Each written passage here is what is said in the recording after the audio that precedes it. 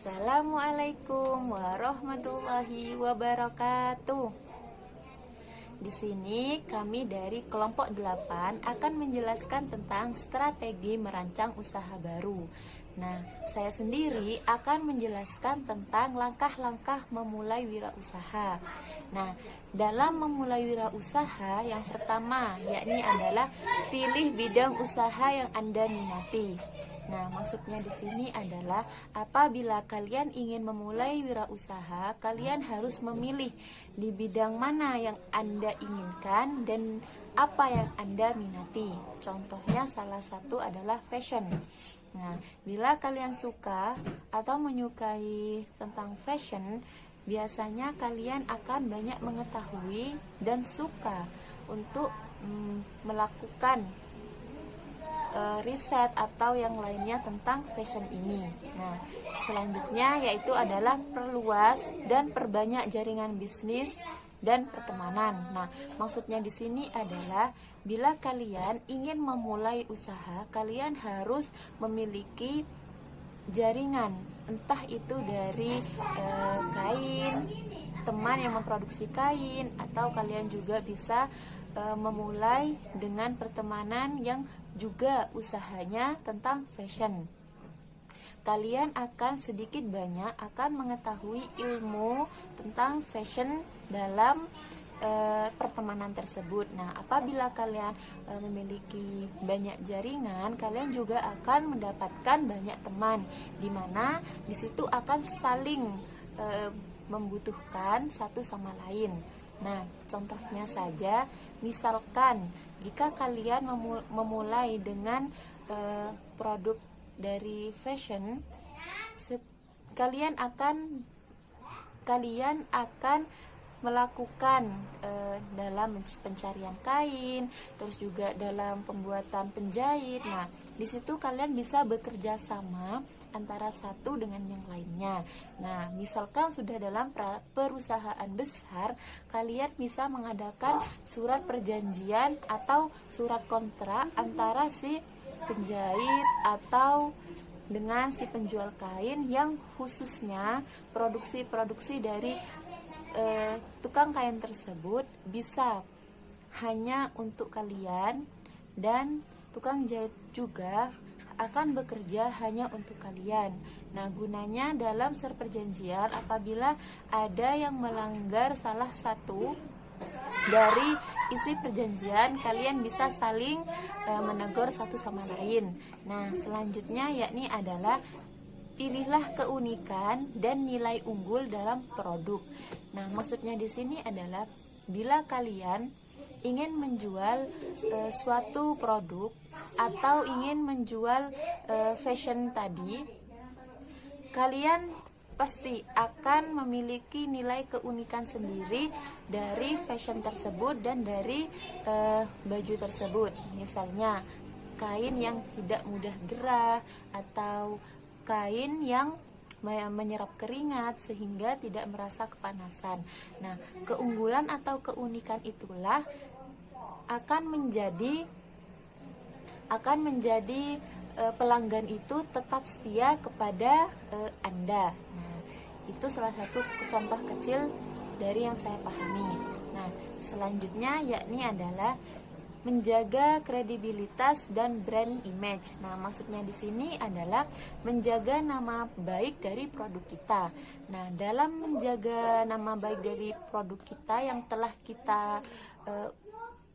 kita usahakan atau telah kita lakukan, itu ada 5. Yang pertama adalah keandalan. Nah, maksudnya keandalan di sini adalah layanan yang sesuai dengan yang dijanjikan. Misalkan baju ini tidak mudah panas dan sangat mudah menyerap keringat. Nah, apabila sudah ada konsumen, jadi mereka itu bisa merasakan, oh iya benar, baju ini ternyata menyerap keringat dan tidak merasakan kepanasan sedikit pun. Nah, itu salah satu contohnya. Yang kedua yakni adalah daya tanggap. Nah, maksudnya daya tanggap di sini adalah mengatasi keluhan dengan cepat. Misalkan barang ini kok ada yang robek ya, atau ada yang kancingnya tidak terpasang. Nah, salah satu contoh seperti itu. Jadi kalian langsung mengecek atau lebih teliti lagi dalam melakukan pemeriksaan terhadap fashion itu. Nah, selanjutnya yaitu adalah kepastian. Maksudnya kepastian ini adalah kepercayaan atau janji yang sudah dibuat oleh si perusahaan atau si pengusaha tersebut. Nah, apabila brand kalian sudah terkenal, biasanya baju yang dapat menyerap keringat tadi itu tetap terjaga dan sesuai dengan apa yang dikatakan. Nah, selanjutnya yakni adalah empati atau perhatian. Nah, maksudnya perhatian di sini adalah perhatian kita terhadap konsumen atau pembeli kita. Misalnya tentang cara sopan santun kita terhadap pelayanan kita, juga sebagai rasa konsultasi mereka. Jadi kita bisa melakukan konsultasi yang dapat mereka inginkan, dapat mereka lakukan sesuai keinginan mereka. Nah, selanjutnya yakni adalah berwujud atau bertindak arogan. Maksudnya di sini adalah kita melakukan dalam wirausaha itu tidak boleh bersikap arogan. Jadi harus menjaga sopan santun kita dan harus peduli kepada pembeli kita. Terus selanjutnya ini adalah berhemat dan dalam operasional. Nah, jadi apabila kita baru melakukan wirausaha ini, kita itu tidak boleh menggunakan uang dengan cuma-cuma. Maksudnya di sini adalah apabila kalian sudah mendapatkan untung dari hasil yang kita lakukan atau kita jual, uang hasil itu jangan langsung untuk dibuat berfoya-foya atau membuat apa. Jadi kita itu gunakan uang itu untuk bermodal kembali. Misalnya alat apa yang belum kita miliki untuk kebutuhan usaha kita. Jadi kita membeli atau memperbelikan alat-alat tersebut untuk usaha kita. Jadi di sini saya akan menjelaskan tentang konsep memulai suatu usaha. Yang pertama, meminta dukungan keluarga. Keluarga menjadi elemen terpenting sebelum memulai bisnis, apalagi jika Anda baru akan merintis bisnis. Keluarga menjadi pendukung dari segi material dan non-material. Jika sampai keluarga tidak mendukung, bisnis yang akan Anda jalani akan semakin susah berkembang. Malah bisa menjadi gagal karena tidak adanya dukungan dari keluarga. Oleh karena itu, dalam berbisnis, dukungan keluarga sangat dibutuhkan dari awal merintis hingga sukses. Yang kedua, belajar administrasi. Walaupun bisnis yang dijalani hanya sekelas rumahan saja, namun Anda juga perlu menguasai administrasi walaupun hanya sederhana. Selalu lakukan pencatatan administrasi dengan tertib walaupun nilainya terbilang kecil. Yang ketiga, jauhkan pikiran dari kegagalan. Setiap bisnis hanya memiliki dua pilihan, yaitu sukses atau gagal. Seorang pembisnis sejati tidak akan pernah merasa takut gagal, walaupun masih menjadi pemula. Jika dari awal sudah merasa tidak yakin dengan bisnis yang akan dijalani, maka dapat disampaikan ke depannya bisnis akan mengalami kegagalan. Mental pembisnis biasanya akan kuat, sering berjalannya waktu dan rintangan yang telah dihadapi. Butuh proses panjang agar dapat meraih kesuksesan. Jadi, tanyakan pada diri sendiri, kuat mana antara berpikir sukses dan gagal sebelum berbisnis. Yang keempat yaitu menentukan visi dan misi bisnis. Menentukan visi dan misi bisnis sangat penting untuk menentukan arah tujuan bisnis ke depannya. Walaupun bisnis hanya sekelas rumahan, tetapi Anda juga harus menentukan dengan jelas sehingga saat bisnis berjalan akan ada tujuan jelas yang dicapai ke depannya. Jika tidak asal hanya berjalan, tetapi harus mempunyai target. Tanpa adanya visi dan misi, apa yang terjadi, tujuan, dan bagaimana cara mencapai tujuan itu menjadi sulit untuk dicapai. Yang kelima yaitu hitung kebutuhan modal. Anda, jika seorang pemula pembisnis, tidak akan menjalankan bisnis jika modal yang Anda miliki belum cukup. Hitung secara teliti mana saja kebutuhan yang paling penting agar bisnis bisa berjalan.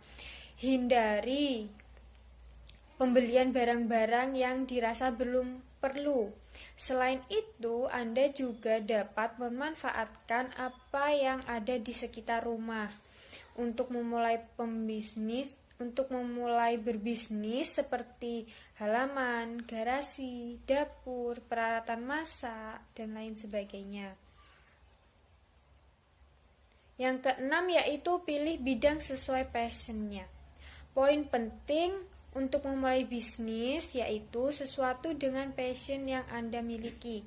Kenapa harus sesuai dengan passion? Jika dilandasi dengan passion, maka apa yang akan dilakukan akan lebih penuh semangat, terasa lebih ringan. Saat bisnis dijalankan dengan penuh semangat, bisnis akan cepat meraih kesuksesan. Hindari memilih bidang yang tidak sesuai dengan passion. Jika menyukai fotografer, Anda dapat membuka jasa foto di rumah. Jika suka desain, buka jasa desain, hanya bermodal software Adobe Photoshop, kan dapat uang tambahan. Yang ketujuh yaitu pilih waktu untuk memulai.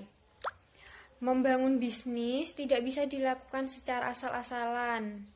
Jangan terburu-buru karena bisnis membutuhkan perhitungan yang cermat. Salah sedikit bisa mengalami kerugian. Jika Anda memiliki waktu, maka bisnis akan mengalami kegagalan. Contoh saja saat mendekati bulan Ramadan, bisnis yang paling tepat kayak berjualan kue, busana muslim, dan lain sebagainya. Dan yang kedelapan, tentukan keunikan produk.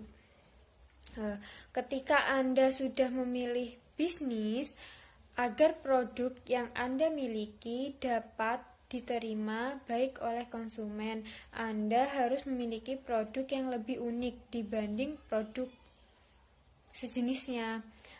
Apalagi sekarang kan persaingan semakin ketat, sehingga setiap produk yang dipasarkan harus bisa memikat dan menarik hati pelanggan.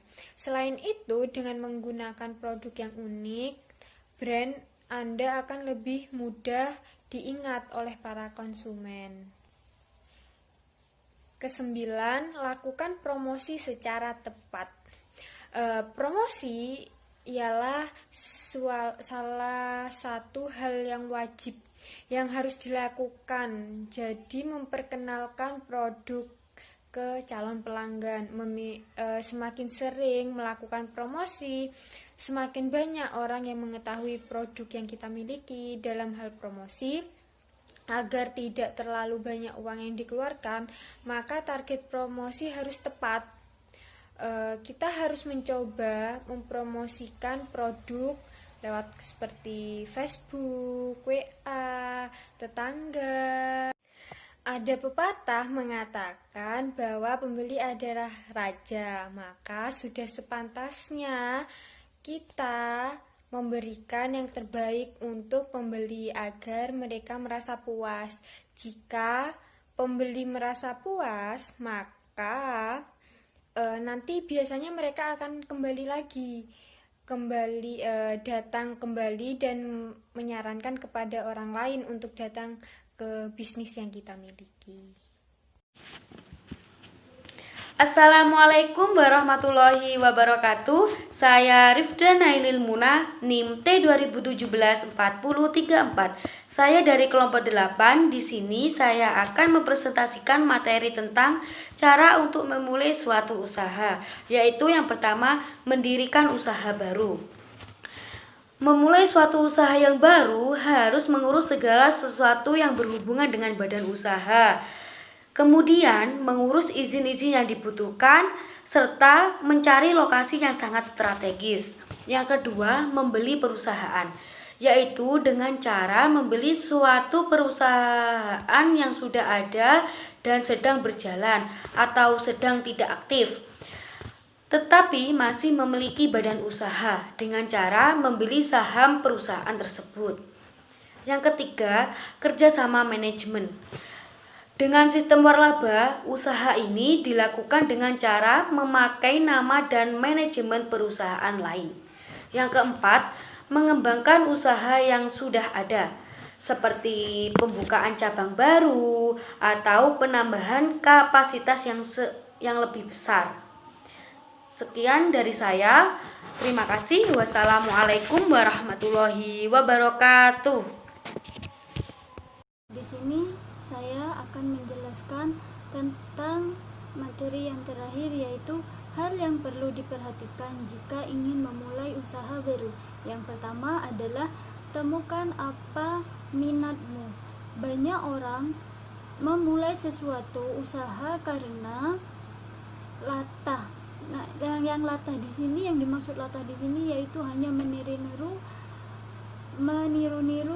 perdagangan orang lain, sedangkan kita sendiri belum tentu bisa, bahkan belum tentu juga sukses seperti yang mereka telah lakukan. Nah, banyak orang yang juga berhasil karena hobi. Jadi, temukan apa yang menjadi minatmu, lalu pikirkan bagaimana mereka bisa memberimu penghasilan. Dan yang kedua yaitu cari kebutuhan pasar, lalu lihat juga daya pembeliannya. Dari sini kita bisa menentukan target pasar kita, mana pasar yang bisa kita masuki dengan usaha yang akan kita kerjakan. Kemudian hitung beberapa kisaran modal yang akan dikeluarkan. Nah, yang nomor 3 yaitu jika sudah diingatkan untuk memulai dari hal yang terkecil dulu. Misal, saya ingin membuat restoran, saya ingin punya restoran. Kebetulan saya juga suka memasak, tetapi modal saya hanya sedikit. Maka jangan memaksakan diri untuk meneruskan usaha rumah makan umum, karena sukses mulai dari hal terkecil atau hal dari nol. Nah, lalu mulai dari berjualan di depan rumah, kemudian terima pesanan, beli kios untuk usaha nasi uduk tersebut. Dari situ kita bisa terjadi karena kita membuat target penjualan. Jika hari ini saya bisa menjual 10 bungkus nasi uduk, maka besok saya akan bisa menjual 20 bungkus nasi uduk. Dalam pelaksanaan pun sebaiknya jangan bermimpi untuk terlalu muluk-muluk. Maksudnya jangan memaksakan target berlebihan. berlebihan sehingga kita bisa mencapainya. Yang kita hasilkan malah stres dan putus asa. Modal habis sementara usaha tidak bisa bangkit kembali atau tidak bisa berjalan kembali. Pelangganan komplain, salah kita bisa dituntut karena bisa menjadi menunaikan janji kepada pelanggan. Hal lainnya yang bisa dilakukan adalah mencatat setiap pemasukan dan juga pengeluaran setiap hari. Jangan lupa mencatat para pemesanan, berikut alamat dan juga nomor telepon. Ini sangat membantu dan mengembangkan usaha kita, karena kalau kita ingin menyebar informasi baru tentang usaha kita, maka catatlah ini yang paling membantu. Neraca keuntungan usaha dengan dana rumah tangga juga bisa dicampur, tidak boleh dicampur, bahaya karena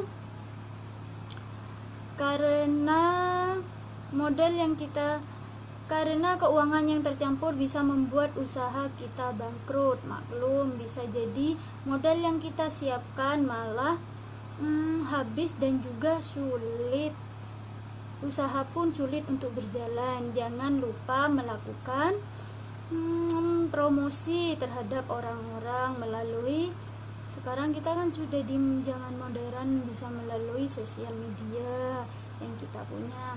Kalau kita sudah memperhatikan semua poin terhadap poin-poin di atas, maka langkah selanjutnya hal yang paling sulit dijalankan usaha yaitu selalu mempelajari kebutuhan pasar dan mempertahankan kualitas atau produk yang telah kita pasarkan. Terima kasih. Wassalamualaikum warahmatullahi wabarakatuh.